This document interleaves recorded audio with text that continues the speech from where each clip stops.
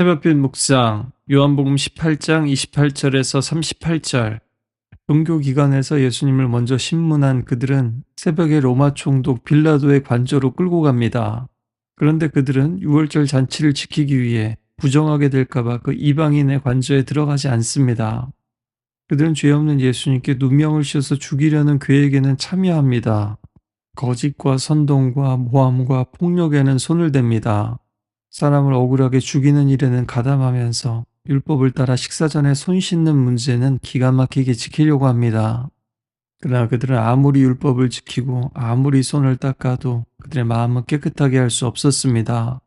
시몬 배우는 상상 속의 악은 낭만적이고 다채롭지만 실제의 악은 음울하고 단조롭고 메마르고 지루하다고 했습니다. 우리는 거대한 악은 아주 드라마틱하고 사악한 얼굴로 다가온다고 생각합니다. 하지만 꼭 그런 것은 아닙니다. 오히려 점잖은 얼굴로, 때로는 예배자의 모습으로, 때로는 원칙과 질서의 이름으로 다가오기도 합니다. 그래서 더 분별하기가 어렵죠.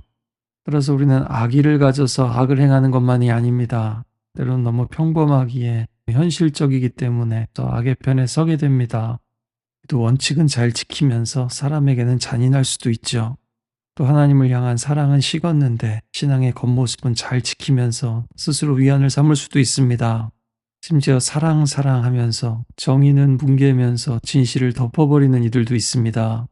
빌라도도 무언가 이상한 것을 느꼈는지 너희가 무슨 일로 이 사람을 고발하느냐라고 묻습니다. 그들은 이 사람이 범죄자가 아니라면 우리가 당신에게 넘기지 않았을 거라고 말합니다. 정확한 죄목은 말하지 않습니다. 그냥 나쁜 사람입니다. 문제가 있는 사람, 위험인물이라고 딱지를 붙여서 빌라도에게 넘깁니다. 빌라도가 이 사람을 데리고 가서 너희 법대로 판결하라고 하자 그들은 자기네들은 이 사람을 죽일 권한이 없다고 합니다. 서로가 예수님을 떠넘기는 모양새입니다. 그리고 요한은 이 배후에 하나님의 뜻을 봅니다. 예수님이 어떠한 죽음으로 돌아가실 것을 예언하신 그 말씀이 이루어지도록 말입니다. 사람들은 음모를 꾸미고 종교와 정치가 결탁하고 악인들이 득세하는 것 같지만 하나님의 뜻은 무너지지 않습니다. 예수님의 십자가 사건은 먼저 이 세상의 악을 철저하게 드러냅니다. 악이 얼마나 현실적인지, 그러나 그 가운데서도 하나님의 통치는 더 현실적이라는 것도 보여줍니다. 빌라도는 다시 예수님을 불러 묻습니다. 네가 유대인의 왕이냐? 로마 제국의 반란을 일으킨 자인가 확인하는 겁니다.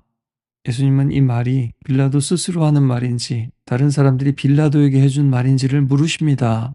지금 이 사건을 객관적으로 보려고 하는 것인지 남들이 만든 프레임 속에서 보려고 하는 것인지를 묻고 계십니다. 우리도 마찬가지입니다. 내가 보고 듣고 생각하고 판단하는 것 같지만 사실은 세상이 심어준 이미지, 문화가 만들어 놓은 프레임 안에서 보고 판단할 때가 너무나 많습니다. 사실은 불가피한 일이죠.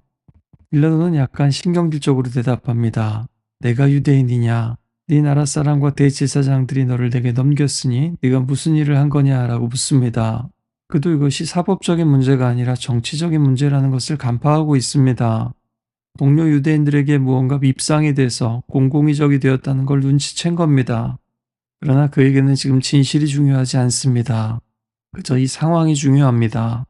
그는 진실을 밝히려고 하기보다는 이 사건이 자기에게 어떤 부담이 될지를 계산하고 있습니다. 지금 예수라는 한 사람이 처한 상황을 보는 것이 아니라 자신이 처리해야 될 한 사건으로 보고 있습니다. 그는 이 사건에 대해서 여러 의견을 듣는 것 같지만 사실은 사실보다 정치적 유불리를 먼저 따지고 있습니다. 그러나 의견은 달라도 되지만 진실은 무너뜨리면 안 됩니다. 그것은 어느 나라든지 오늘의 법정에서도 계속 반복되고 있는 일이죠. 옳은 이를 죽이려는 권력은 언제나 스스로를 악하다고 생각하지 않습니다. 공공 질서, 민족의 안정, 종교와 이념과 국가의 평화를 위한다고 말합니다. 노골적인 악이나 폭력보다 더 위험한 것은 다 너를 위한 거야 하면서 다가오는 악함입니다. 그는 현재 예루살렘에서 최고의 권력자 같지만 사실은 여론에 따라 움직이는 정치인일 뿐입니다. 예수님은 예수님의 나라, 예수님의 통치는 이 세상에 속한 것이 아니라고 하십니다. 체포 장면에서도 로마 군인들이 물러나는 모습을 통해 보여줬듯이 원하셨다면 예수님은 체포되지도 않으셨을 겁니다. 그러나 이제 내 나라는 여기에 속한 것이 아니다라고 하십니다. 예수님의 나라는 이 세상 한가운데 오지만 이 세상 방식으로 되지 않는다는 것입니다. 힘으로, 칼로, 두려움으로, 거짓으로, 선동으로 희생양을 만들어서 질서를 세워가는 그런 나라가 아닌 겁니다. 빌라도는 군대를 모으는 왕은 이해할 수 있습니다. 반란을 일으키는 지도자도 이해할 수 있을 겁니다. 하지만 진리의 말씀을 전하고 사랑으로 다스리고 자기 생명까지 내어주는 왕은 절대로 이해하지 못합니다. 네가 왕이 아니냐? 빌라도가 다시 묻죠. 예수님은 네 말과 같이 내가 왕이다. 내가 이를 위해서 났으며 이를 위하여서 세상에 왔으니 곧 진리에 대해서 증언하려고 합니다. 오직 진리에 속한 자는 내 음성을 듣는다라고 하십니다. 그래서 빌라도는 진리가 무엇이냐라고 묻지만 진리는 관념이 아닙니다. 진리는 예수님입니다. 진리는 거짓을 드러냅니다. 그래서 이 세상 권세를 불편하게 만듭니다. 거짓 위에 세워진 질서를 흔들어 놓으십니다. 예수님은 우리에게도 위로만 주시는 분이 아니라 때론 우리를 불편하게 하시는 분이십니다. 견딜 수 없을 정도로요. 그래서 사람들이 예수님을 죽인 겁니다. 이것을 이해하지 못하는 사람은 예수님의 사랑도 사실 이해하지 못하는 겁니다. 용서도 마찬가지고요. 왜냐하면 얼마나 아직도 내가 심각한 죄인인지를 깨닫지 못했다는 말이기 때문입니다. 그리고 그것 자체가 예수님의 음성을 듣고 예수님의 말씀에 사로잡힌 것이 아니라 세상이 보여주고 세상이 들려주는 것에 사로잡혀 있다는 증거입니다. 빌라도의 질문, 진리가 무엇이냐? 깊은 철학적 질문처럼 보이지만 사실 그는 이 질문을 하고 곧장 나가버립니다. 진리를 찾는 사람의 질문이 아니라 진리 앞에서 도망가는 사람의 질문처럼 들립니다. 잠시 진리에 관심을 가졌을지 모르지만 예수님 말씀대로 그는 진리 안에 머물지 못하는 사람입니다. 하나님이 아니라 세상에 속한 사람인 거죠. 그는 진리 앞에 서 있었습니다. 예수님에게 죄가 없다는 것도 알고 있었습니다. 문제는 진리 앞에서 그가 결단하지 못했다는 데 있습니다.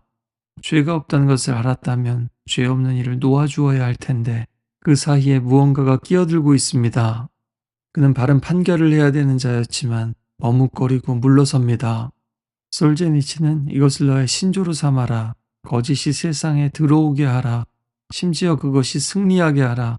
그러나 적어도 나를 통해서는 아니게 하라. 이렇게 말했습니다. 진리를 만난 사람, 십자가에 달리신 예수를 만난 사람, 부활하신 예수를 만난 사람만이 이 길을 걸을 수 있습니다. 오늘 이 말씀을 통해서 우리 안에 있는 종교의 누룩, 정치의 누룩을 발견할 수 있길 바랍니다. 오늘 유대인들, 살인을 하면서 마치 손에 피가 튈까봐 걱정하는 사람들과 같이 작은 죄는 피하면서 하나님이 말씀하시는 더 큰 죄를 보지 못하고 있는 것은 아닌지, 또 진리를 듣고 묻지만 진리에 머물지 않는 빌라도처럼 세상에 속해서 세상이 심어준 것들에 사로잡혀서 우유부단하게 사람들의 분위기에 휩쓸려서 머뭇거리고 있는 것은 아닌지 우리 자신을 돌아볼 수 있기를 바랍니다. 오늘도 예수님의 음성을 듣고 진리에 속한 사람들이 되시기를 바랍니다.